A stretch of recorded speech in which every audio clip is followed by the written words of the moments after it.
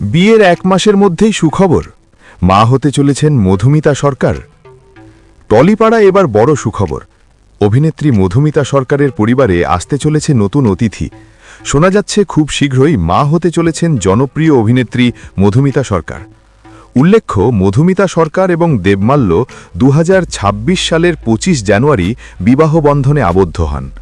বিয়ের রেশ কাটতে না কাটতেই এবার তাদের সংসারে নতুন সদস্য আসার খবরে খুশির হাওয়া নেট দুনিয়ায়।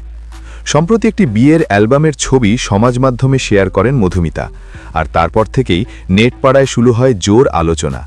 তাহলে কি সত্যিই গুঞ্জন সত্যি হতে চলেছে? এরপর বুধবার রাতে একটি ইভেন্টে উপস্থিত ছিলেন মধুমিতা। সেখানে কালো শরীর চাপা পোশাকে দেখা যায় অভিনেত্রীকে। অনেকের নজর কাড়ে তার সাজ পোশাক, কারণ স্কার্ফ দিয়ে পেটের অংশ আড়াল করার চেষ্টা করছিলেন তিনি। এই ছবি ভাইরাল হতেই অনুরাগীদের মনে প্রশ্ন, তাহলে কি মধুমিতা সত্যিই মা হতে চলেছেন? যদিও এখনও পর্যন্ত এই বিষয়ে পরিবারের তরফ থেকে কোনো অফিসিয়াল মন্তব্য করা হয়নি। মধুমিতার মাও নাকি বিষয়টি নিয়ে মুখ খুলতে চাননি।